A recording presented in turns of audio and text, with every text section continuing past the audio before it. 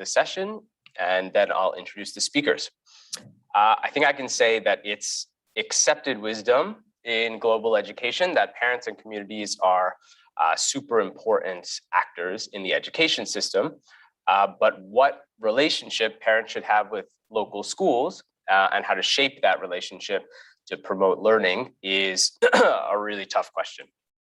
So two of our papers today speak to one approach to shape the parent-school relationship, which is getting parents more involved. So they basically ask, how should parents be involved in their child's school? And specifically, they speak to one of the most common models for parent involvement, which are school committees. I think the sector often has in mind a model where more and stronger school committees are better and can improve learning by monitoring or managing the school. And it's no accident that these committees, we usually talk about them as school management committees, right? So the presentations today are going to actually question whether giving parents more responsibility for managing schools is a good idea.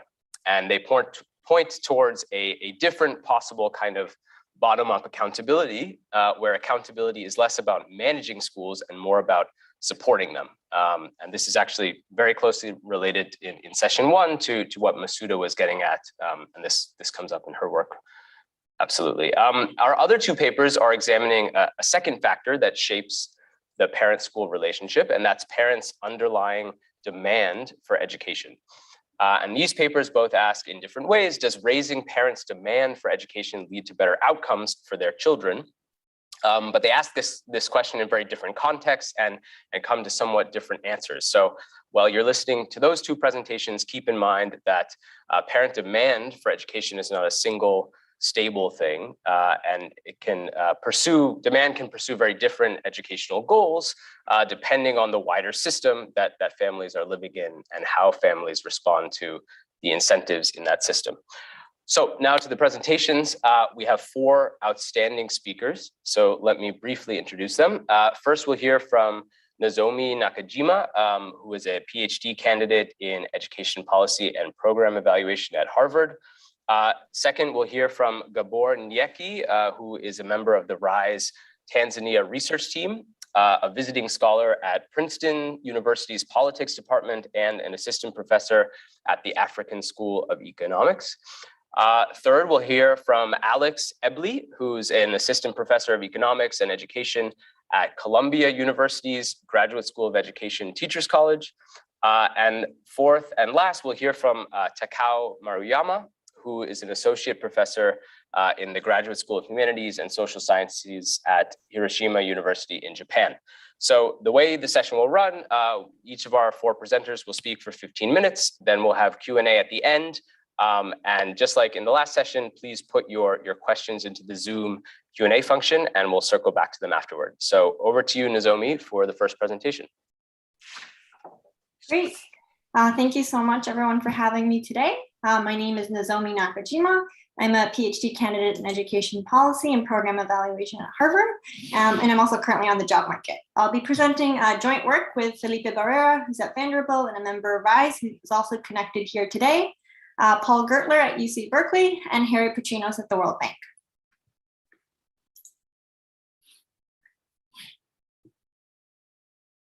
So to motivate this work, we have a long history of research showing how parents play an important role in shaping their children's educational experiences and outcomes.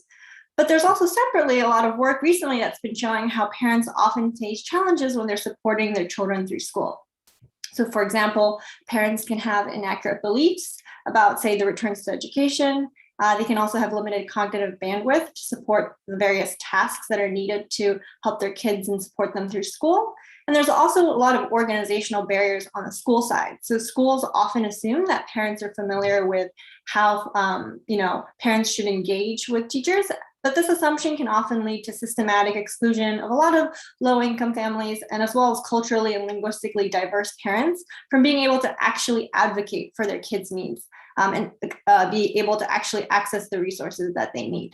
And so one of the proposed education policy levers that we often see are what's called parental involvement or family engagement programs, where the goal is to increase school and parent communication to support kids' overall learning environments. So in this paper today that I'm going to be talking about, we examine a national parental involvement program in Mexico. And so over the next few minutes, what I'm going to be talking to you about is, what the program looked like, how we evaluated it, and some of the key results. Okay, so one of the unique things about the parental involvement program in Mexico, known as AHE, is that it's a group-based intervention. And so this makes it different from a lot of the previous work that's been done on this topic. And specifically, the interventions were given through parent associations, which by law exists in all public schools in Mexico. And there's specifically two components.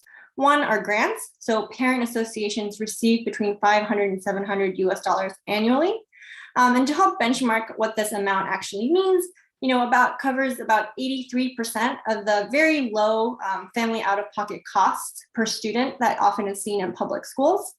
And the parent associations are able to decide how this money is going to be spent, with the one caveat that it can't be used to cover teacher salaries. And the reason for that is because in Mexico, over 91% of the education expenditure goes towards teacher salary. So the goal here was to spend it on these other things. And then the second component is information. So parent associations received 5 information sessions, each lasting 1 hour. And you can see in this table here that each of those sessions covered a different topic, going from, what the role of the parent might look like, from community resources to very specific action plans that parents could take for their individual child. And in these sessions, they had specific activities in mind, and parents were able to discuss together and with teachers about how they might achieve these. So here is the evaluation design. And so during this gradual rollout of the national program, the Mexican government decided to prioritize schools that historically have had a large indigenous population to receive the program first. And so the rationale there being that, these are places that are under-resourced and parents typically have lower educational background, and so they might benefit the most from the program. And so we partnered with the government to conduct 2 randomized control trials during this program rollout phase. And so as you can see on the left-hand side is the first experiment, where schools that were already receiving that standard government program that I described earlier of a grant and information is in the control group. And then through randomization, the treatment schools received double the typical grant amount. Then on the right-hand side, you'll see experiment 2. And so here, schools that had not yet received the parental involvement program were selected into this experiment, as you can see from the schools that are in the control group. And then the treatment schools in this experiment received just the information component. So our analysis is going to be combining administrative data that we have from the government. So this is the school census data, as well as the national standardized exam, as well as self-reported surveys on students, parents, teachers, and parent associations. And so as a result of the program, we're interested in the following sets of outcomes. First, what effect did the grants and information each have on the parental involvement in schools? And we have, data sources that can help answer that question. And then sort of the next step there then becomes, okay, did the program lead to any changes in potentially parenting behavior at home, right? So by becoming more involved in schools, it's possible that parents might take action at home to support their kids. And then the third step is that we're also interested in looking at whether it led to any changes in teaching behavior. So the sort of theory of action we have in mind here is that perhaps increases in parental involvement at school means greater oversight over teachers and how they're managing the classrooms, and teachers may potentially be induced to exert greater effort, given that parents are sort of regularly participating in school activities and events. And then finally, the question we're interested in is, did this lead to any improvements in educational outcomes? So the way we go about doing this is because we have 2 distinct experiments. We fit a regression of our outcome of interest on a treatment dummy, and the treatment dummy is either for the double grant or for the information experiment. And we have covariates that are included to help improve precision. So as you can see, what we're estimating here is the intent to treat effect of the intervention.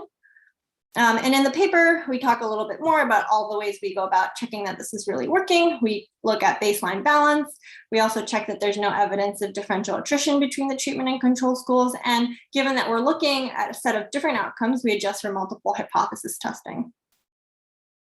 But what you'll probably also notice that is, in addition to these 2 experiments that I described, we can also have a non-experimental contrast between the control group from experiment 1 and the treatment group from experiment 2. And so the goal there is by comparing these two groups, we can estimate the effect of receiving just that standard grant amount that's associated with the parental involvement program. So in other words, what this non-experimental contrast reveals is the effect of providing grants to parent associations at the extensive margin, so going from no grants to a single grant, whereas the double grant experiment that I talked earlier focuses on the effect of providing grants at the intensive margin, so going from a single grant to a double grant. And I think it's important to note here that this isn't just a methodological exercise, but we're addressing an important policy question given the existing design of AHE is a single grant with information. But you'll probably notice there's a little bit of a challenge for identification because we know going into this that there was selection into these two different experiments.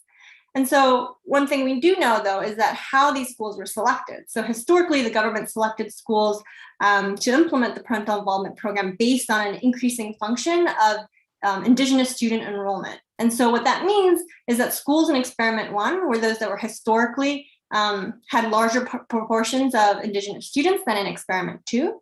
And so given this knowledge of the selection process, we can go about making some changes. So one is that we can first trim the data so that we have schools with similar Indigenous population. And one way to sort of wrap your head around why we might do this is it's very much the same as trying to establish common support in the matching literature. And then the second step we will do is then assume that the potential outcome of the units in the treatment group are conditionally, and the comparison group are conditionally independent of the treatment assignment, given some set of pre-treatment covariates. And so to select a list of what we think are appropriate covariates to include here, we use a data-driven approach using post-double selection lasso.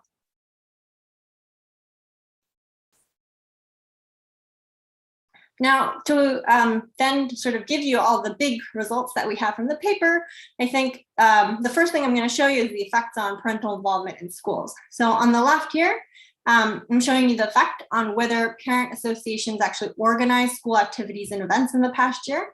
And you'll see 3 sets of results, one for each of the contrasts that I described. And each plot here is the treatment effect coefficient with 95% confidence intervals. So a statistically significant treatment effect is one in which the confidence intervals are not overlapping at 0.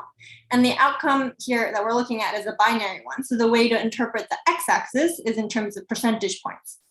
So what you'll see is that on the left, providing information to parent associations leads to about a 15 percentage point increase in organizing school activities and events.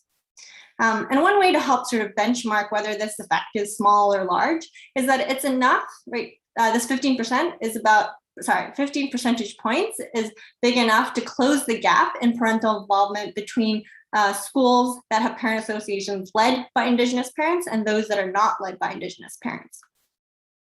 Another thing you can see on the right here is that when it comes to parental involvement in school decision-making, it looks like the double grant intervention seems to have created an opportunity for parents to sort of have a seat at the table with respect to school decision-making process, but just for the first year. So one of the things about this data collection process was that we have 3 years of post-treatment outcome measures just for the double grant.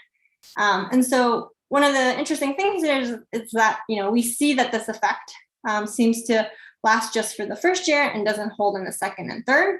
But in terms of thinking about these effect sizes, this effect is quite large.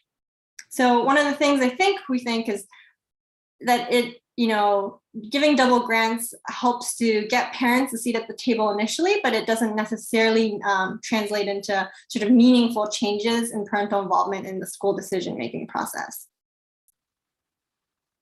Now, the second step we're interested in is the parenting behavior at home. And so for the information experiment, what we find is that there's significant changes in parenting behavior as we measure in terms of whether or not parents help their kids with their homework. I think one of the other things that we had considered, and I mentioned earlier, is that we're particularly thinking about perhaps there's sort of responses on the teacher side. And we had measures of student-centered instruction as well as teacher absences as a result of greater oversight from the parents, but we really didn't see any of those effects playing out. And we hypothesized that perhaps this is due to the fact that, teacher unions in Mexico are fairly strong. And it then means that increases in parental involvement in the ways that we've captured in this particular program is simply not enough of an incentive to shift any really meaningful changes in teacher behavior. And finally, I'm showing you here the effects on educational outcomes. So one of the things that we were able to measure is the disciplinary action that the kids had in the past year. And here we see a pretty big reduction, so about 6.6 percentage points for those in the information group. However, we really did see any impacts on student learning outcomes. And one of the interesting things about this is that this pattern of seeing improvements in student behavior, but not on test scores, is something that was also seen in a parental involvement program that was done in Paris. So obviously very different context, and that one was at the individual parent level, but it seems to be sort of a common pattern that we've seen. Nozomi, you have about 2.5 minutes. Great. So in the last 2 minutes, I just want to sort of leave you with a thought about some of the things that we're thinking about. So one of the things that this leaves us with is wondering, well, what is it about parental involvement programs that may or may not work? And when you think about it, at the core of parental involvement programs is this idea of trust. And we know that trust between parents and teachers would be really important for this to play out. And we know trust is often formed between individuals through networks and in institutions. So in the case of networks, the way it works is trust is enhanced because you're seeing repeated interactions with an individual, and the positive signal that they send can help boost trust. In the case of institutions, the way trust might play out is that in institutions, there are rules, and those rules help to sort of form norms and a common understanding of what is acceptable. And when those things are playing out as expected, it can help boost trust. So one theory of action that we have in mind here is that perhaps for the information intervention, there's this network repeated interaction that we're seeing between parents and teachers that can help improve trust.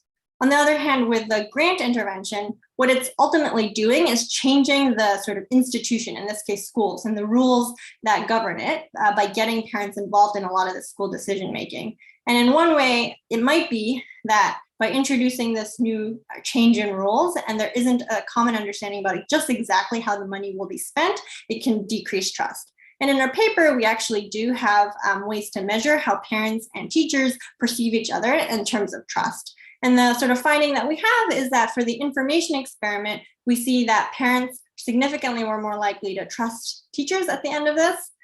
Teachers they really didn't change their perception of parents.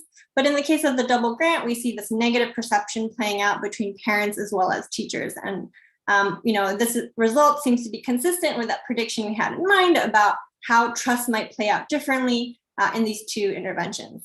So just to quickly sum up, this paper showed that providing small grants to parent associations doesn't seem to be effective at improving educational outcomes. But on the other hand, providing information to parent associations about ways that they can support their kids' learning does seem to improve student behavior. And the main channel that we're at least seeing play out in our data is that it seems to be through changes in parental inputs and not through changes specifically in teaching behavior that we're able to measure. And finally, we explored this idea of trust between parents and teachers in improving our understanding of how parental involvement programs work. And so future work we're thinking about is, how might we design better programs given this concept of trust that we've been seeing in our data to help build stronger school and home relations. Thank you. Great. Thank you so much, Nozomi. Gabor, you're next.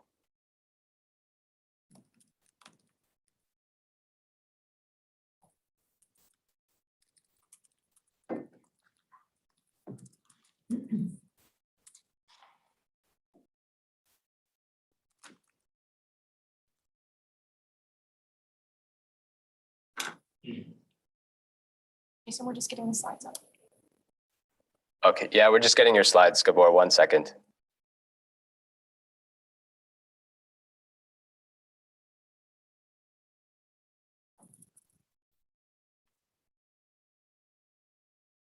Gabor could go ahead and start introducing himself. Yeah, Gabor, if you want to start, we'll just work on getting the slides up. Yep. I don't think we can hear you. Can you hear me? Yes, now we can. Thanks. Okay. So I'm Gabor Nyiki. Today I will talk about one of our RISE Nigeria projects joined with Leonard Wanchakon and Dozie Okoya. This project is collecting historical data to study the effects of the first primary schools.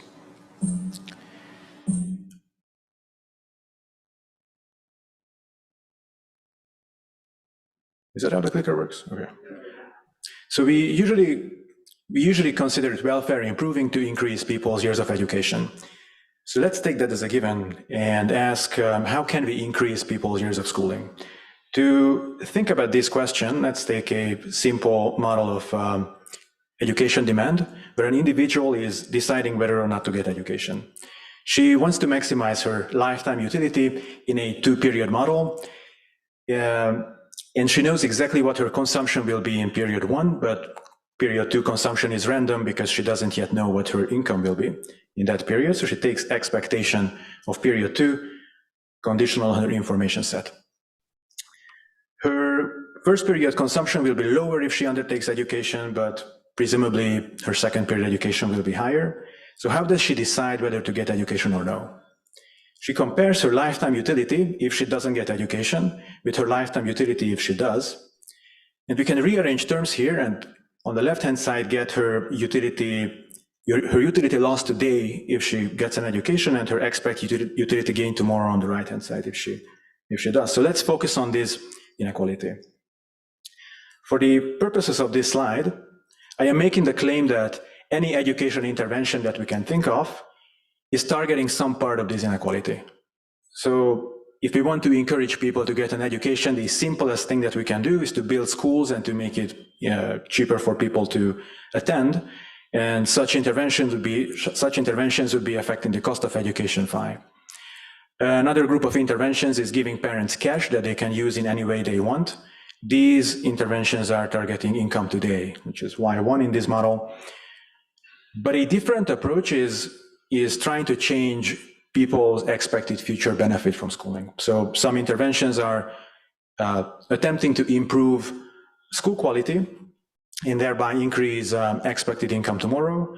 And yet another group of interventions are trying to change the information set, for example, by providing parents with information about how their children are performing in school, or the school wage premium, or exposing children to role models, or trying to get them to nurture a growth mindset. In another one of our Rise Nigeria projects, Belinda Archibong, Oyebola Okonogbe, and I are working on evaluating a role model intervention. But today I will not talk about that. Instead, I will focus on just supply expansions. The Benin paper of Leonard Wancheko and Marco Klashnia and Natalia Nofta has shown good evidence that supply expansions further increased demand by changing people's information set. However, Benin is a much smaller country than Nigeria, so we cannot say much using the Beninese data about heterogeneity. What kind of factors made this information mechanism more important? So the eventual contribution of our paper will be to explore such heterogeneity and explore what factors were contributing to this. Even in modern days, in many parts of the world, primary completion rates are low and gender gaps are large, and it is important to find effective policies that change this. If supply expansions increase demand further down the road, then, for example, reducing school fees or providing parents with free textbooks are more effective than they might seem in the short run. However, today I'm not going to be talking about the mechanism. I'm not going to get to results about the mechanism. I will show you results in the first generation instead, some preliminary results. So the eventual research questions that we will be asking are whether the information mechanism that was found in Benin also operated in Nigeria. And once that is established, we will look at heterogeneity. We will look at what factors were making that information mechanism more prominent. The data that we are collecting to answer these questions are cross-validated recollections of living descendants of the first 2 generations of students and their contemporaries.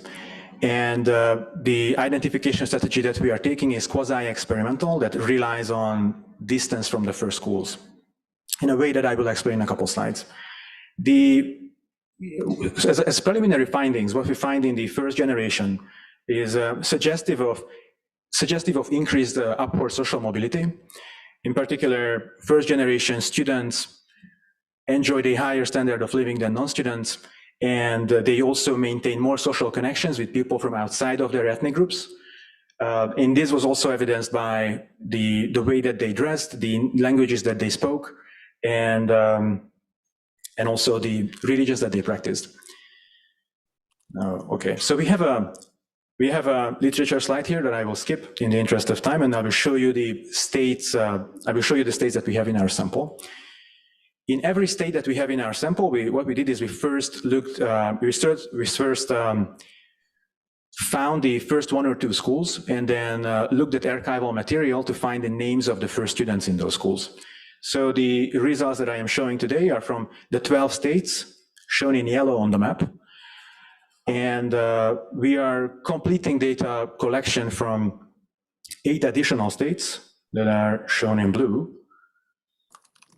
The years in which the first schools were established vary across the states in our sample. The earliest states were Lagos and Ogun, where the first schools were established in 1845 and 1846. The latest states were Taraba and Nasarawa, where the first schools were established only in 1928. So the takeaway here is that our sample covers a wide range of geographical regions and time periods. Now, to illustrate the identification strategy, let me show you a map of Nasarawa State from 1932. So the Nasarawa State School was established in 1928, so this is 4 years after the school was established. The school was located where you see the yellow X on the map. Well, the first thing that we do is we find the area around the school within a 7-kilometer radius, and we treat the 7-kilometer radius as the possible catchment area of the first school. The idea here is that the main mode of transport in this time period was to walk, and people likely wouldn't have walked more than 14 kilometers a day to attend school. Then the second thing that we do is we draw a 20-kilometer radius circle as well around the school, and treat those individuals who are between 7 and 20 kilometers from the first school as a comparison group. So the idea here is that under some assumptions, these people look the same as the people in the catchment area, except for the distance to school, and that's something to test in the data. So what we do with this division of the area around the school is we first define a group that we call the T1 group. Individuals who are members of the T1 group lived within 7 kilometers of the school, and they decided to enroll in the school. Those who lived within 7 kilometers but did not decide to enroll are called T2, and those who lived within 7 to 20 kilometers are forming our control group. So under the appropriate assumptions, there is a lot that we can identify with these group definitions, but today I will just talk about the direct effect on the first generation. To identify the direct effect of the first primary schools, we can compare the T1 group with the control group. And the two assumptions that need to hold for this to be a valid comparison is first, that the exact location of the school was random, and second, that T1 individuals' decision to enroll in the school has to be as good as random as well. So that's something that we can investigate in the data. Using these group definitions, the regression specifications that we estimate are regressing the outcome variables on a set of binary indicator variables and a set of controls. The first of these 3 binary indicator variables takes the value 1 if individual I was a member of the T1 group. The other 2 indicator variables are both for the T2 group. So we differentiate between 2 types of T2 individuals. The first is those T2 individuals who lived in a village where there was somebody who enrolled in the school. And the other type is those T2 individuals who lived in a village where nobody enrolled. We call the first type T2 type 1 and the other is T2 type 2. And the omitted category here is the control group. The remaining variables on the right-hand side are a vector of controls and a state fixed effect. So in the next 2 slides, I will be talking about which variables we choose as our control variables. And first I will show you some... 5 minutes. First I will show you some summary statistics And so I'm showing you these in what are called forest plots. So what you see on the x-axis here is the proportion of students in, the proportion of people in every group who enrolled in the school for any amount of time. And the circles represent point estimates and the bars around them represent 95% confidence intervals. So what you see here is that people in the T1 group, more than 90% of the people in the T1 group received some education, and almost nobody in the T2 groups and the control group received any education. We also calculate, based on the highest achieved level of education, we also calculate an imputed years of education. We see that people in the T1 group received approximately 6.5 years of education, while people in the other groups received less than 1 year of education on average. So these are fine, but we are also looking at pre-treatment variables that we don't expect to be affected by education. So one of them is gender. And what we see is that 3 out of the 4 groups are balanced on gender, but then T2 type 2, the T2 type 2 group tends to have a higher proportion of female individuals than the others. We also look at birth years. We find that again, 3 out of the 4 groups are statistically indistinguishable in terms of birth years, but the T2 type 2 group tends to be younger. This could be driven by the fact that some of the states in our sample did not have any T2 type 2 individuals, because in those states, the schools enrolled at least 1 person from every village within 7 kilometers. So we are including these 2 variables in every result that I will show you from here on. And now I will look at, I will show you some regressions where we are regressing outcome variables that should not have been affected by education, including the 2 controls that I just showed you.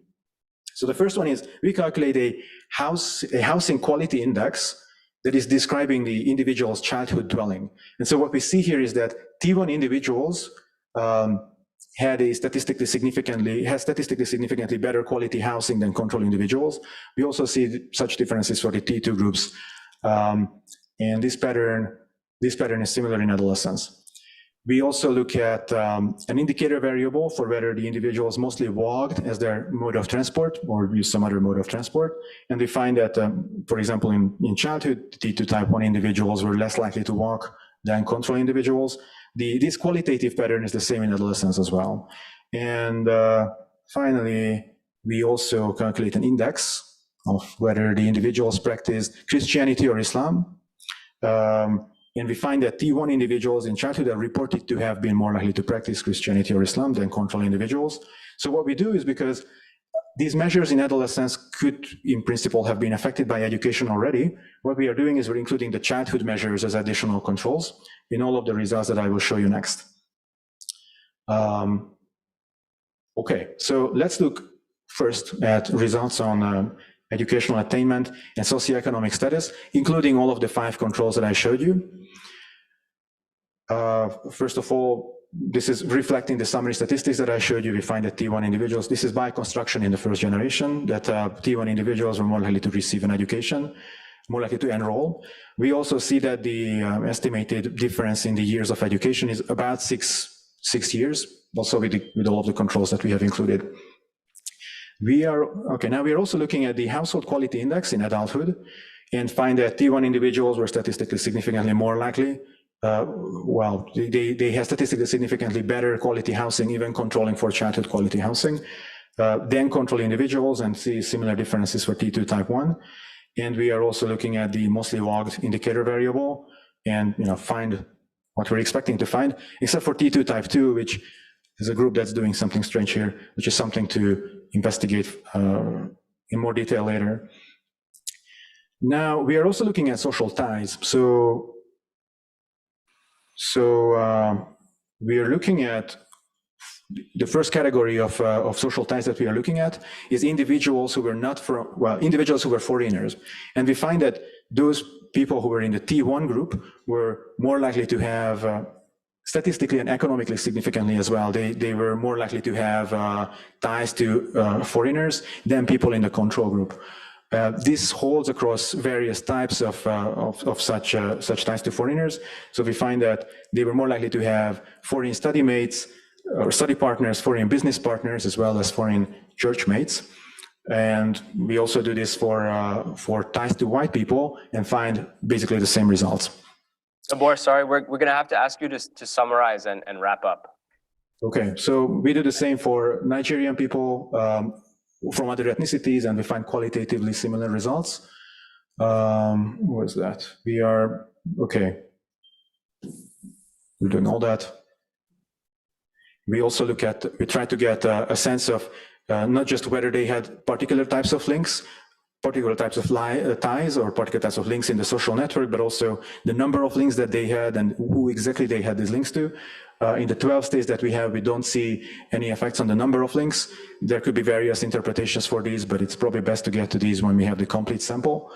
And okay, to summarize, what we are doing in this project is we're leveraging the cultural diversity of Nigeria to explore heterogeneity in the information mechanism. So in particular, we want to see what types of factors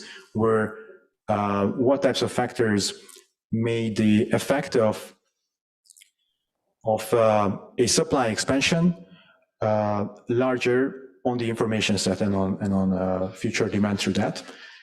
And to answer these, we are collecting cross-validated recollections of living descendants of the first two generations of individuals, and we find that in the first generation there is suggestive evidence of increased upward social mobility. And what we're going to do in the rest of this work is get into the mechanisms, get into the information mechanism, which is what we are studying. Thank you. Thank you. Great, thank you, Gabor. Alex, you're next. Thank you. All right, a little weird to be up without a mask. Hi everyone, Alex Ebley. This is joint work with my PhD student Maya Escueta, who just graduated and is now doing a postdoc at Duke, but will likely be on the market again in a few years. I put both the current working title as well as the title on the program to avoid confusion. Apologies to a few of you in the audience who saw us a few weeks ago at Georgetown. All right, let's get to it. So in a phrase, this paper is about families and their children.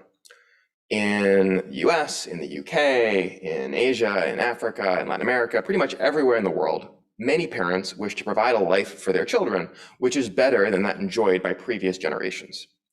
In this paper, what we're after is understanding if, in a very low income context, a parent has this desire, how much learning can they bring about in their children? All right, there's a delay on the slides, but I clicked forward, it should be moving. I'm gonna click it again. I might need someone to advance me to the next slide if that doesn't work. One more. All right. Okay. So the motivation for the talk is the fact that in pockets of extreme poverty, so hard to serve parts of the developing world in particular, there are many children who are going to be born today and are going to reach adulthood in 2040, 2050 without the ability to comprehend a simple written passage or conduct basic arithmetic tasks, states we're going to call illiteracy and innumeracy. The problem with this is as the world moves towards jobs which rely on these skills and jobs which rely on skills that build on these skills, these people are going to be very much left behind. And so both for human welfare, but also for inequality, we think this is a hugely important issue because these people are going to be in the leftmost part of the distribution, not only for education outcomes, but also for health and economic outcomes. As you might expect, people have been working on this for a while because this is an important problem. On the supply side, many of us, including myself and many in this room, have looked at what we might do to understand why these levels are so low and what we can do about it, changing inputs like textbooks, school buildings, perhaps the contracts, the compensation for teachers. On the demand side, people have looked at the role of incentives, beliefs, and customs in generating either suboptimally low or higher levels of educational investment. And in this paper, we're going to start on the demand side and kind of back into the supply side. So we're going to start focusing on the nexus between thoughts, actions, and outcomes. The thoughts we're going to care about are aspirations, so people's hopes for their children's futures. The actions we're going to care about are investment in education, and the outcomes we're going to care about are educational attainment, but also learning. But this is a pretty flexible sort of nexus. You could think thoughts or beliefs, actions could be other investments, and outcomes are obviously a very wide range of things that economists care about. We're going to ask 3 research questions. The first is, if you're a caregiver in a low-income context and you want to raise your children's learning levels, how much learning are you able to bring about on your own? The second question we're going to ask is how our answer to this question varies with the tool that we use to measure learning. And we're going to contrast the standard test score standard deviation metric with skill-based measures of learning. The final question we're going to ask is how providing more resources on the supply side changes this mapping from baseline aspirations to endline learning. Our study is going to take place in the next slide. We're working in small communities in rural Gambia. These are areas where learning levels are very low. The vast majority of people have never been to school, and even more cannot read a simple passage written on a card, kind of like an ACER-style literacy test. These are also contexts where people are extremely poor, so any investment in education is going to come at a very dear opportunity cost. We're going to focus on children entering primary school and the caregivers, the people who look after them and are sort of primarily responsible for them. And it's important to note that in this context, there's a large supply side intervention that was randomly assigned to half of the villages that we study. It was reported in the JDE earlier this year. And this is going to be the thing that we study that sort of alleviates the core supply side constraint of low educational quality. All right, one more. All right, we've got about 4,000, oh, sorry, I got a little too aggressive with the slides. We've got 4,000 children in 170 villages. At baseline, we're going to know whether the caregiver aspires the child will go to college and whether the caregiver aspires to work in an urban area. The mean for both of these is about 3/5 of parents. This follows very closely other papers on aspirations, the Tanguy Bernard et al., the Kipchumba et al. In Somalia, and also some of the questions asked in the Young Lives survey. We have educational investment in each of the 3 years of the study, whether the child is enrolled in school, and then expenditure on the child's education at the end of the last year. We're going to have several different measures of learning. Children's performance on a raw test score, which is going to be the combination of EGRA and EGMA tests. We're also going to transform that into binary literacy and numeracy variables using just kind of standard definitions of those two sort of skills. And we're also going to look at test scores on individual subtasks, so how children perform on different questions related to different skills that sort of lead up to literacy and numeracy. To answer the first question, how aspirations at baseline map onto later learning, we're going to regress our outcome variable, either investment or learning, on the baseline aspirations and a vector of predetermined characteristics, as well as a region fixed effect. And we're going to look only at the control group because we're really trying to understand counterfactually, if you just go into a part of rural Gambia, what are parents going to, what's going to be the mapping from baseline aspirations to endline learning with no external intervention? To answer the second question, we're going to bring in the intervention group, and we're going to add an interaction between baseline aspirations and receiving this large supply side intervention, as well as a coefficient estimated for the supply side intervention by itself. The first result that we have to show is in this context, counterfactually, with no external intervention, parents who express the demand for their child to have this sort of better future, aspiration either for their career or for their education, which we're going to call high, invest more in their kids' education. They spend more money and they get their kids in school earlier. And these estimates are in the ballpark of what that Tanguy Bernard et al. Paper in Ethiopia find for sort of artificially, or not artificially, but using an intervention to raise aspirations, right? They show a video, they find that aspirations go up and they see greater investment levels that are sort of in the same order of magnitude, a little bit larger than what we see here. So we think we're after something real. The next result that we're going to show you is that these children score better on endline test scores. So here, the dependent variable is an average of the EGRA and EGMA test, the percent of questions answered correctly on the two tests. At baseline, sort of the low aspirations group gets about 15% of questions correctly. And if you're a high aspirations kid in the control group, you're going to get between 3 and 4% more questions answered correctly. Seen through Cohen's D, sort of an effect size measure, this is a 0.28 to a 0.3 standard deviation, right? That should be like that seems very large. In fact, if you take the sort of bevy of really well done meta-analyses, which aggregate hundreds of impact evaluations, this mapping from baseline aspirations to endline learning levels is sort of at the let me slow down. This mapping of baseline learning levels to baseline aspirations to endline learning levels is roughly between the 75th and the 90th percentile of the effect sizes measured in these meta-analyses. So you might conclude from this that this is a key to generating higher learning levels in these contexts. What we're going to argue in this paper is not necessarily. We want to acknowledge Abhijit Singh's great blog post on this from several years back, which kind of planted the seed for us asking this question. What we're going to show is that if you look instead at skill-based measures of learning, you're going to get a very different conclusion. So recall that we've got EGRA and EGMA tests. And the message to take away from this slide is that in each test, on the left column, we have reading skills. On the right column, we have math skills. In each test, we ask a series of questions related to different skills. The subtask is sort of the EGRA name or EGMA name for skills. And as the subtask gets higher in number, the skill gets more difficult. So subtask 5B is sort of the hardest skill in each test. And so what we can do first is just transform these into basic levels, measures of literacy and numeracy. So taking other people who've used these tests to measure literacy and numeracy, we're going to get a binary variable. Can you perform in a way that's consistent with basic comprehension of a written passage or with basic ability to manipulate figures? Using these two variables as outcomes, what we're going to show is there is a precise zero mapping from baseline aspirations to either literacy or numeracy.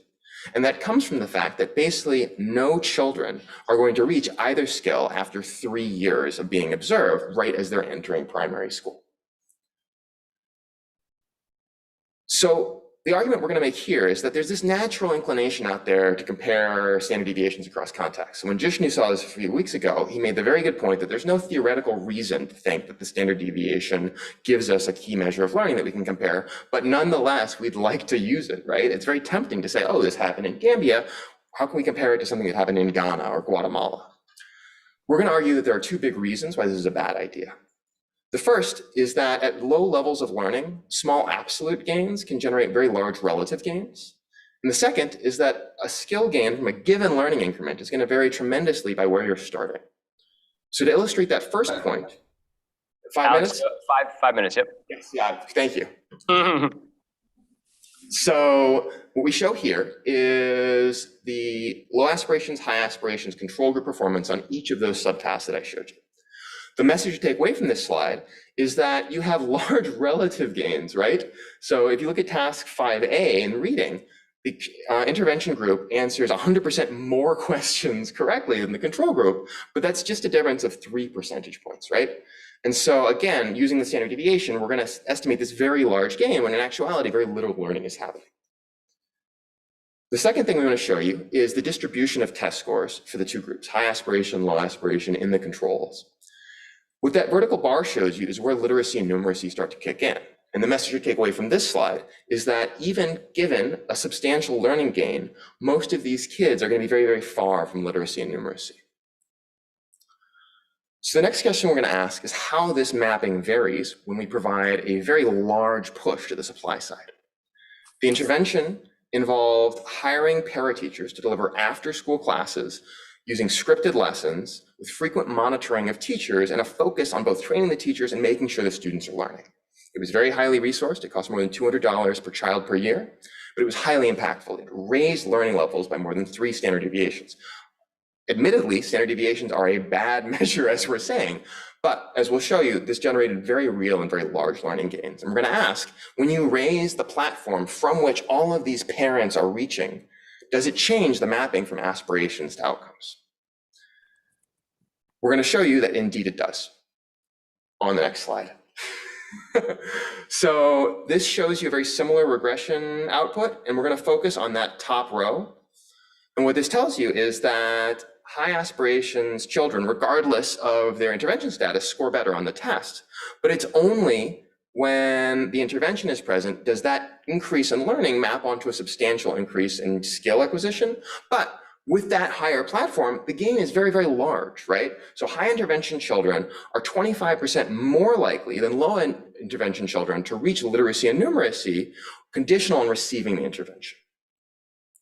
We can also show you how this works in the distributions, again, making the point that when you're starting from a higher level, a given learning increment is going to generate a very different amount of skill acquisition. We're going to push this just a tiny bit farther. We're going to look at the different subtasks tested on each test. And this provides something that we think shows just how aspirations and other complementary inputs interact. So what we have here is the same regression with the dependent variable being the subtask as listed in each column heading. And the message we want you to take away from here is that as the skill level gets more difficult, right? As you go from a simple subtask, subtask 1 here is just recognizing a letter, subtask 5B is reading comprehension. As you go from easy skills to hard skills, you see evidence in the easy skills of basically substitution. The intervention comes in and the importance of aspiration goes down a little bit. But as you go to harder skills, the interaction between aspirations and the intervention is positive and significant. We see the same pattern for math tests. Wait for it. There we go. Again, even more stark. You see at the lower levels of skill, at the earlier subtasks, you see a negative and significant coefficient on the interaction. And at the higher level subtasks, you see a positive and significant interaction. Again, consistent with this idea that parents who are reaching for a better future for their kids from this much higher platform can achieve a lot more. So that brings us to the end of the talk. There are 2 messages we'd like you to walk away from this with. The first is that just like here in the US, just like in whatever context you're from, in this context, many parents want to help their children to a better future, and they act consistent with that desire. They're investing more in their kids. And what we show is that that action and that investment has much higher returns when the supply constraint of low quality educational supply is dramatically relaxed. The second message we want you to take away is that while it's very tempting to want to compare standard deviations across contexts, in contexts of very low baseline learning levels, it's easy to be misled for these 2 reasons. one, that sort of a large relative gain can come from a small absolute gain. And second, that a given increment in skill is going to, a given increment in learning is going to map onto very different skill acquisition depending on where you're starting from. Thank you.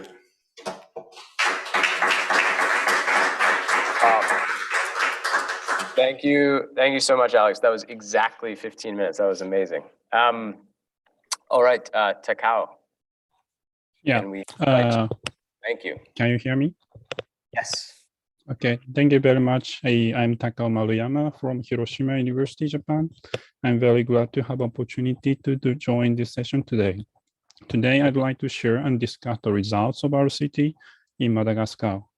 This is a joint research with Kengo Igei and Seiichi Kurokawa.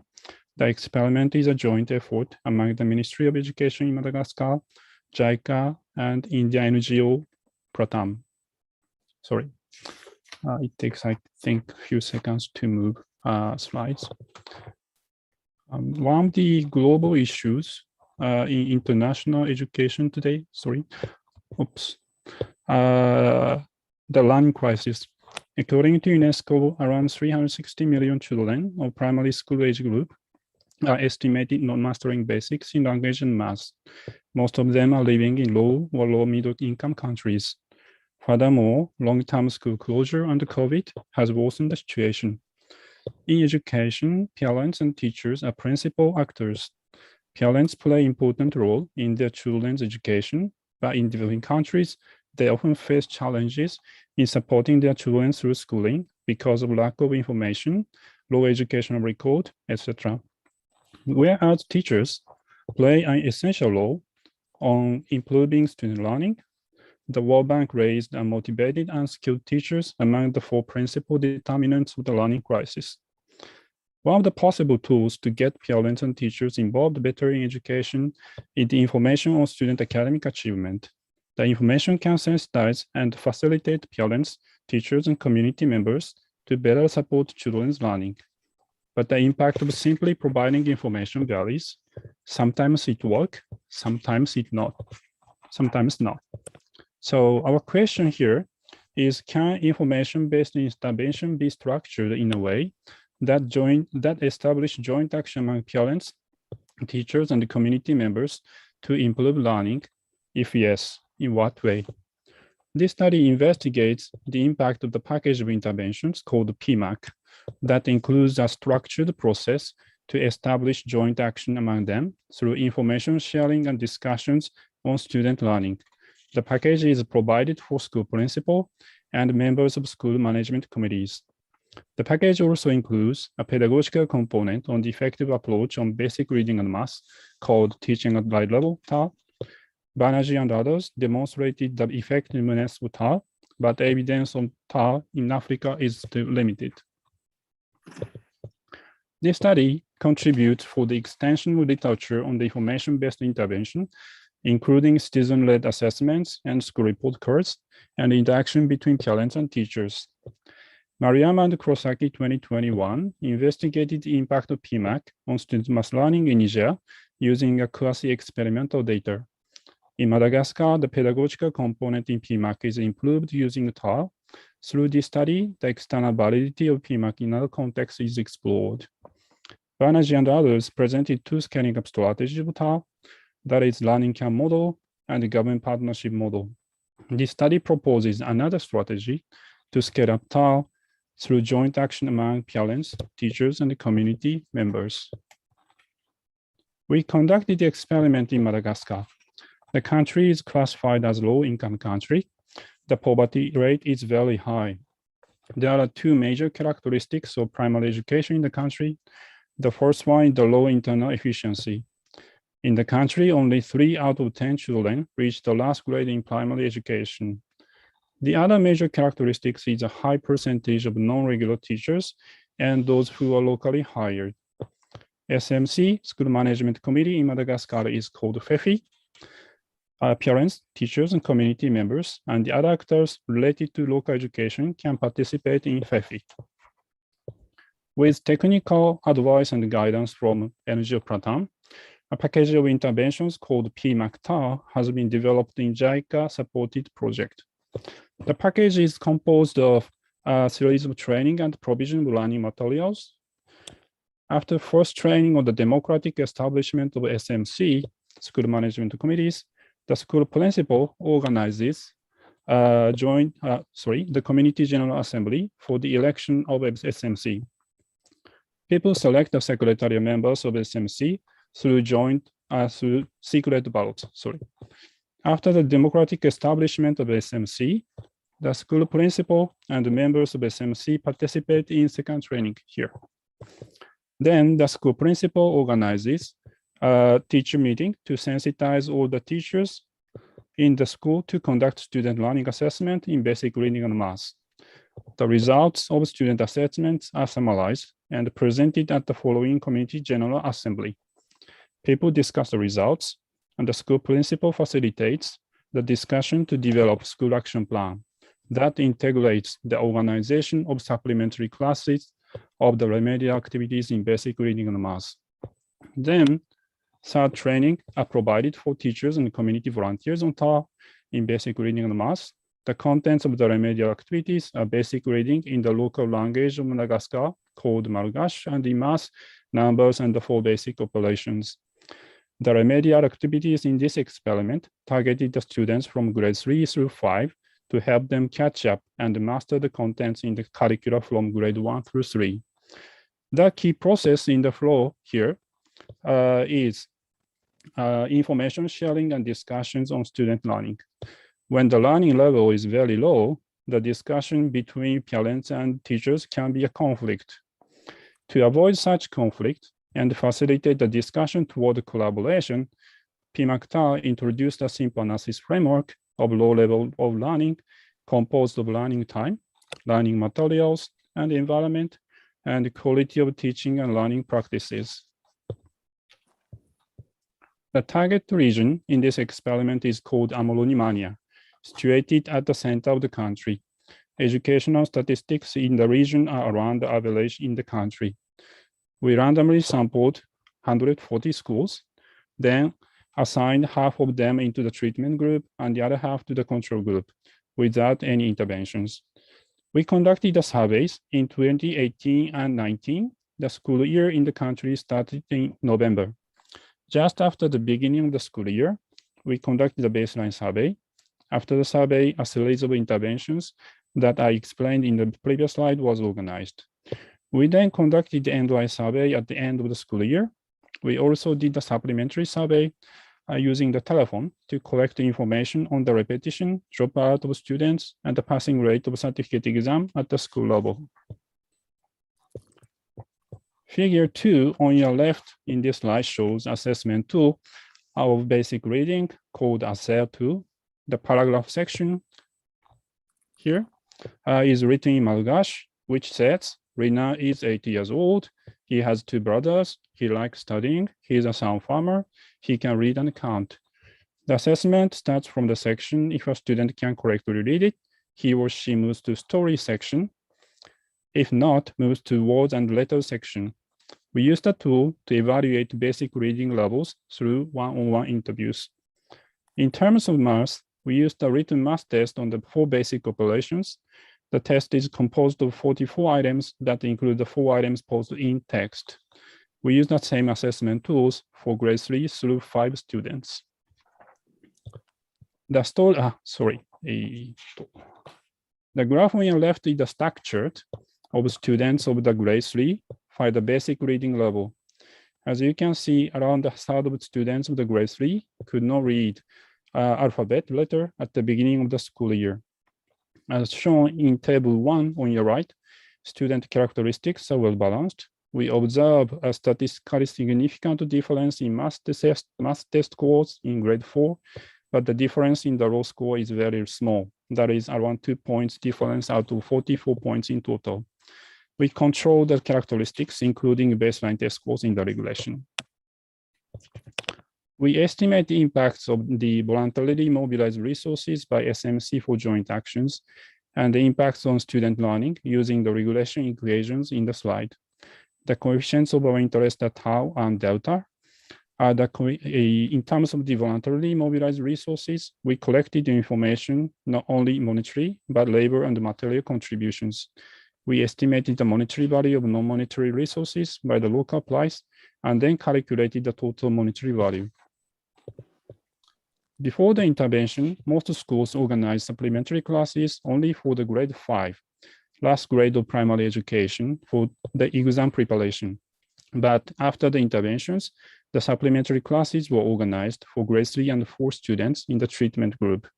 The contents of supplementary classes for grade 5 were also expanded to include basic reading and math. In the treatment group in total, on average 40 hours of supplementary class of the remedial activities in basic reading, and after that, the other 40 hours in math were organized. Average daily attendance rates was around 90% in basic reading and 84% in math. Among the teachers in the treatment group, more than 90% of them were in charge of the organization. Community volunteers also help the organization of remedial activities. Takao, you have about 4.5 minutes. Okay. Right. The package of interventions mobilized around 750,000 ariary in total, additionally, on average. The total additionally mobilized amount is equivalent to $210. The additionally mobilized amount per student was 6,900 ariary. To think of the size of the mobilized amount in the local context, we refer to the unit cost of primary education and the average household expenditure for education in the country. Where the available data is a bit old and limited, the mobilized amounts are sizable. The result indicates that the package of interventions increased as resource for children on education. Let us look at the impacts of PMACTA on student learning. In this presentation, we focus on the impact for grade 3. The average impact of PMACTA for grade 3 students on the basic reading proficiency level is estimated at 0.65 level points. The package increased the percentage of the students, grade 3 students who can read a paragraph or story written in local language by 25.5 percentage points. The results for grade 4 and 5 are also positive and statistically significant. You can find the results in the full paper. PMACTA also improved math learning. The average impact of PMACTA for the grade 3 students is estimated at 0.560 standard deviations. The impact is larger for students with lower baseline scores. When we look at the impact by the cognitive skills, the magnitude of the impact is much larger in the applying skill than the knowing skill. The applying skill was measured by 4 items posed in text in math test. The knowing skill was measured by 40 items with simple 4 basic operations. The results suggest that students improved applying skills in math after they learn basic reading. PMACTA improved basic reading and math. Then it also had a positive impact on the other aspects in education, the reduction in dropout rate and the increase in passing rate of certificate exam and the transition rate to the lower secondary level. In the past, under school-based management reform, school management body like SMC was introduced in developing countries. In the logic of reform, parents and community members were supposed to monitor and voice for school. In response to the demand, school was supposed to improve the quality of education. On the other hand, PMACTA utilizes the SMC in a very different way, that parents, teachers, and community members collaborate with each other to improve learning. In the model, SMC executive members are key facilitators to lead school action plan development. The package of intervention PMACTA mobilized local stakeholders to organize supplementary classes of remedial activities in basic reading and math around for 3 to 4 months. Students from grades 3 through 5 improved basic reading and math. Furthermore, the package of intervention led to the decrease in student dropout and the increased passing rate of certificate exam. The past research on TAR presented learning camp model and government partnership model.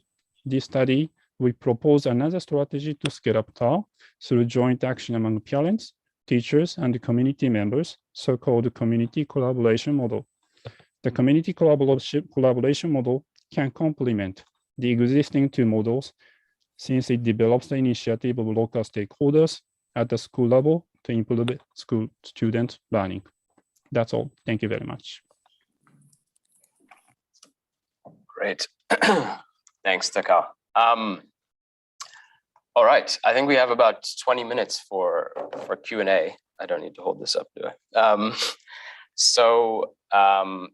Let me read out groups of 3 questions that have been asked in the Q&A, and then our panelists can come in and answer. I know there's also some co-authors on the call, Felipe and Maya. If you want to come in, just jump in. So, all right, first 3 questions, and I'll just skip the ones that have been answered in the chat. So, question from Esther to Alex: do you have any evidence on parental investments? Are higher aspiration parents doing something differently?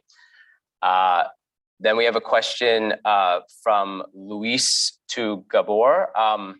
Assuming all the results are robust and hold across contexts, what is the policy message, especially to the so-called global education community? Is it, just relax and access is enough to be transformative? Or if we took that to be the lesson, would we be overgeneralizing? Let's see, that was 2 questions, right? Yeah, and then a question for Nozomi from Nobuhira. I might say that building trust would require more than a short-term intervention like providing information for parents through a 5-hour session. Did you find any case where trust-building efforts between parents and teachers took place after the information intervention? Would you think of providing information for teachers too if you were to design another study? So maybe we can go to Alex first.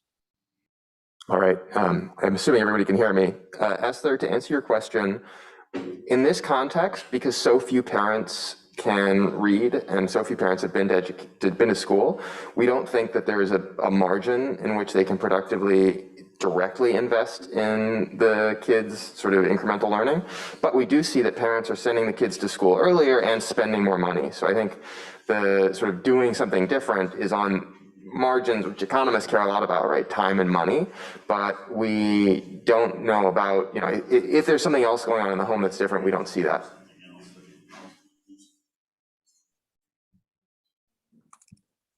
Thanks, Alex. Gabor, do you want to come in on Luis's question? Yes, can you hear me? Okay. So yeah, to answer that question, so the question was, assuming that the results are valid, what is the policy message? Is access by itself transformative? Well, so one big thing to consider here is that what we want to look at is heterogeneity. We want to see what are the contexts, what are the environments in which this information mechanism is actually salient, in which it actually operates. So I think one big question is, it might be transformative in some contexts and not in others. So that's going to be one of the contributions of our paper to show which context that's true. The other question is, even if the information mechanism is there, how big is it, right? So we have other policy alternatives to consider as well, and they have associated costs as well. So the question is, how much can we achieve with just increasing school access, and how much does that cost, and what are the other alternatives we have? It is possible that, for example, some information interventions could be more cost effective, and they could also be more effective in some contexts, while in other contexts, maybe the information that the parents and the students have is fine. Really the issue is school access. So I think it really needs to be considered on a case-by-case basis. Great, thanks. Takao, do you want to come in? For my question. Yes. Oh, sorry. Oh, I'm sorry. It was for Nozomi. I apologize. No worries. Yeah, so this is the question from Kunieda-san. Thank you. So I think the way we're doing this is what we're estimating is an intent to treat effect. So our effects on trust that we showed are capturing not just the sole effect of the 5-hour intervention, but potentially any other subsequent meetings, as you suggested, that they might have done as a result or as in response to that 5-hour information session could be wrapped up in it. And so I think your hunch is probably right, that by having these information sessions that were led by oftentimes this school principal, it led to just more interaction happening in general. And that could be what's sort of driving up a lot of the trust effects that we're seeing, and not just really, an isolated effect of those 5-hour information sessions. And in terms of providing information also to teachers, I think that's a really nice point. What we're showing is just this very initial step, but it's much more likely that if you have a lot more engagement, not just between the principals and the parents, but also these teachers, and having that, it could lead to a lot more of the impacts on the information intervention. Thanks. Great, thanks, Nozomi. All right, 3 more questions. We have one for Takao from Luis. A clarifying question, in Madagascar, was the particular version of TARL implemented based on taking kids out of class, regrouping them into skill levels, or were they whole grade or whole class interventions? Then we have a question from Helen for Alex. Have you looked at low cost or low fee private schools? She's asking because a key claim of low-cost private schools is that they enable aspirational children to learn more at a lower unit cost. And then a question from Keith for Gabor. As completion rates improve at each educational level, rates of return are likely to fall as the labor market saturates. Most employment in low-income countries and low-middle-income countries is in the informal sector where educational qualifications are not valued. So will real and perceived falls in the rates of return be reflected in falling demand for children in the lower quintiles in Nigeria?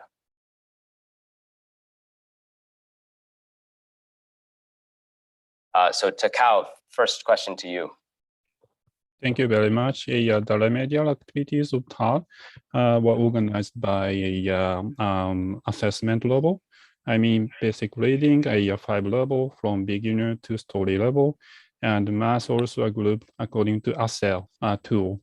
So not by grade, not by class, but by a skill level. So basic reading remedial activities took place around 40 days, 1 hour per day. And after that, math class also organized for 40 days, 1 hour per class, 1 hour per day, sorry. And by 10 days, a school organized assessment and regroup the children into the level, right at the level, and they provided a TAL pedagogical interventions. So that's all. Thank you. Great. Alex, you want to come in? Sure, it's a great question. The context in which we worked were small communities in rural Gambia, and they were picked so that they were so small that just sort of coincidentally, there wasn't probably sufficient demand for a low-cost private school to come in, and sort of just empirically, there was a vanishingly small number of them. So we're not able to look at it in this context, but it's a great dimension if you were to take this somewhere else. Thanks. Gabor. Yeah, so I think I didn't catch the question itself, right? So Keith was saying that as completion rates improve, returns to education decline because the labor market saturates, and this leads to falling demand in the lower quintiles. But I don't think I heard the question itself. I think that's an interesting proposition, though. Yeah, I think he was asking at the end, so will these falling rates of return be reflected in lower demand among poorer children for school? Well, I think that depends on the model that you're thinking about. Yeah. But I think because the model that I showed was very, very simple. It was only the extensive margin, right? The only question was, do you get any education or do you get no education at all? Of course, reality is more nuanced than that. And if we have higher primary completion rates, then the question becomes, how many years of schooling do you get? What is the return to an additional year of schooling at a particular level, etc. So I hope that answers the question to some extent. Sure, thank you. Okay, let me take two more questions from the chat, and then we'll actually have a chance for some in-person questions from the hubs.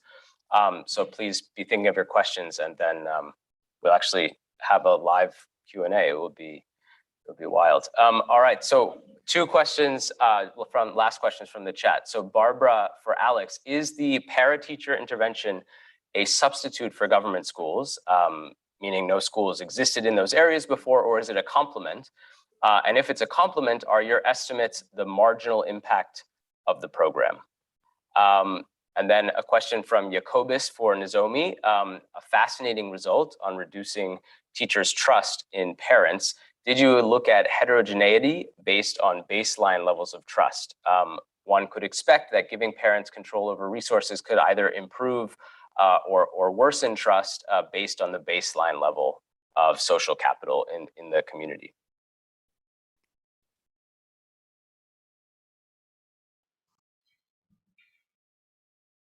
Should I start? Yes, please, please. All right, so I think that's a question about the impact evaluation of the para-teacher intervention. The para-teacher intervention was indeed a complement. So we designed this very much to sort of get out of the way of government schools and kind of provide resources in addition. And so yes, it is a marginal effect, but the margin is going from, again, roughly 15% of questions answered on the end-line test correctly to roughly 65, 66. So it's a pretty big margin. Thanks.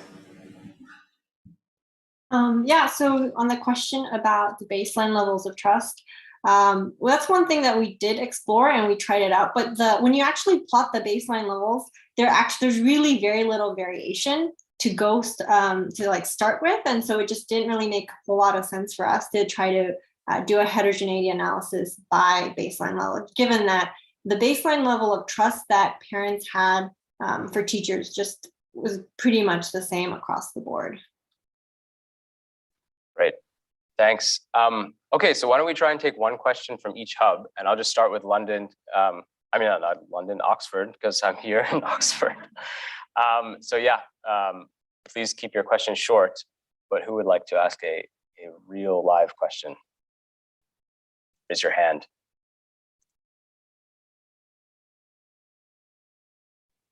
Yeah. I'll ask one, but only if no one else.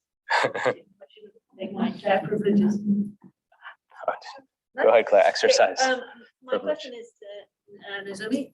I just wondered what your reaction was. I don't know if you heard Masuda's talk earlier. Masuda's talk in the first session about parental involvement and school-based management committees and when they worked and when they didn't around support versus accountability, and how you would categorize your two interventions in terms of more support or more accountability, and reflect on her comment.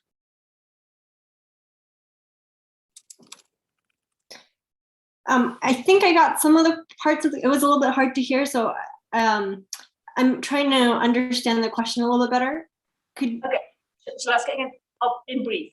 Basina this morning, earlier today, spoke about school-based management committees and talked about that success is determined by whether they were focusing more on support versus accountability. And I just wondered how you would interpret your two experiments as being more towards the support or more towards accountability, and how we can think of her comment versus your paper. Great. Yeah, that's a great question.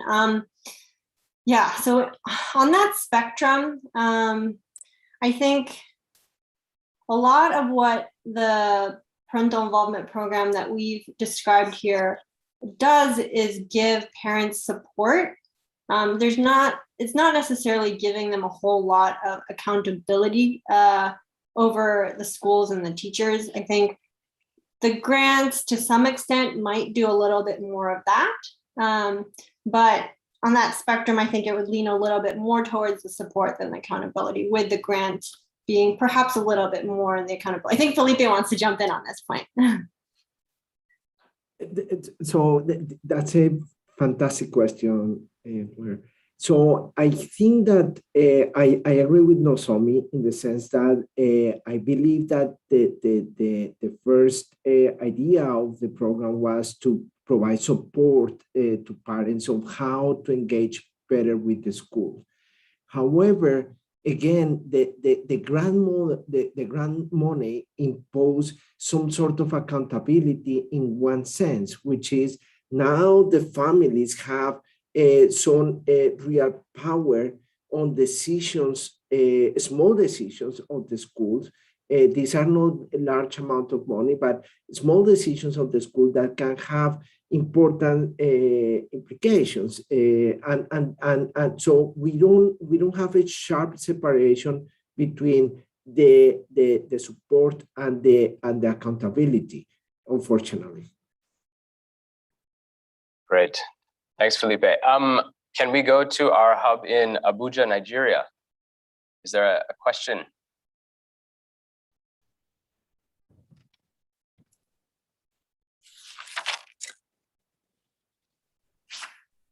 Can you hear us in Abuja? We can't hear you. Can you hear me? Yes, soft. You were a little quiet, but yeah. Okay. Looking at the scenario painted in the study in Nigeria, I'm trying to understand the role of poverty in motivating our parents in sending their children to school far away from their residence. Now, before now, taking the historical perspective, we will see children going far away, not to school. Now, can we say that poverty has hindered that type of movement? So that's the question. Or how has poverty discouraged parents sending their children far from their homes? Do you get that? Gabor, Oh, you're not hearing me?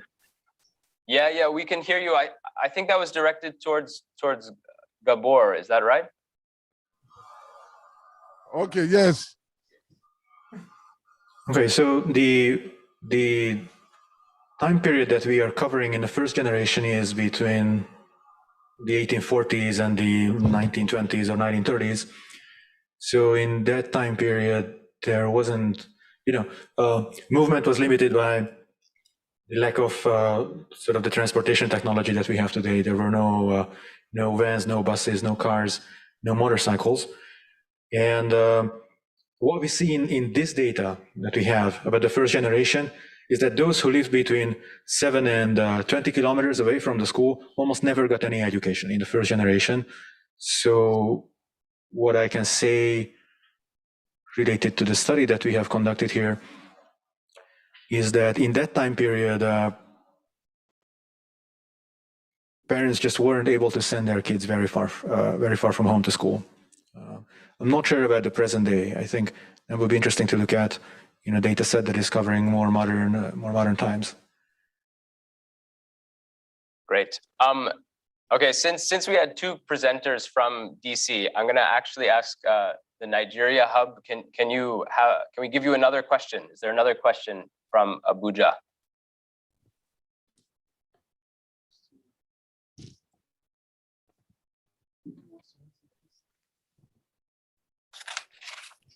And I think this will be our last question.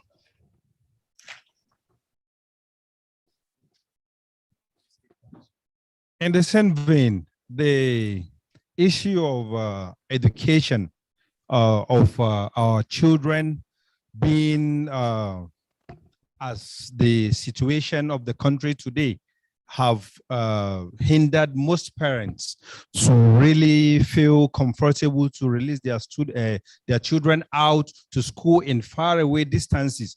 What could be a remedy to seeing that parents have the free mind to, as it used to be, to release their children to go far away to school, prevailing on the issue of insecurity, kidnapping, and other things that are ravaging our country today? Thank you. You get me? Do you get me? Yes, we could hear you. Thank you.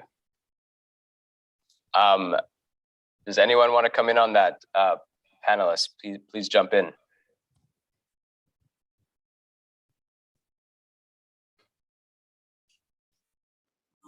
I'm happy to just sort of flag other great research that's out there on this. I don't think this is something that my expertise speaks very well to, but Grija Borker has a great paper about how educational decisions at the college level respond to risks of gender-based violence. And so I think that's a really important margin. It's highly under-researched. And so for all the PhD students out there watching, I think that's like, it's a great question that we don't have a good answer for, but I think it is certainly a margin on which people respond very dramatically, right? If you believe Maslow's hierarchy of needs, shelter and security is pretty fundamental. And if you don't have that, then education, I think, is going to respond fairly negatively to the risk of harm. Thanks, Alex. Any other panelists want to come in?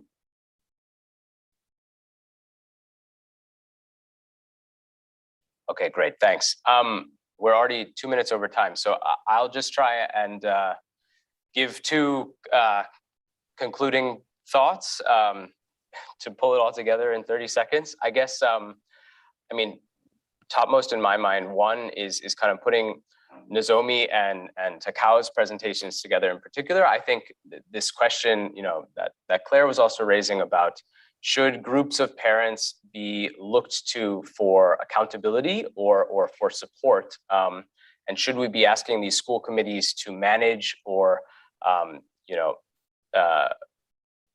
what I see, Nozomi and Takao's papers telling us is that there's a risk, if you ask them to do that, of kind of undermining the relationship, instead, maybe we need to look towards a relationship where parents and schools can establish a common purpose, and parents can support schools and teachers to achieve that purpose. So that's one thought. And then I think, just trying to put Alex and Gabor's two papers together, I think, the baseline you're starting from matters a lot. That's certainly one commonality in Gabor's work. A baseline of no access to the first schools had big impacts on the first generation to attend them. In Alex's work in contemporary Gambia, the aspirations seem to matter, but these gains are from this very low baseline are not practically that big. So important to remember the baseline. Great, thank you all so much. We'll take a 4:15. So we have 11-minute break, and we'll see you soon. Thank you.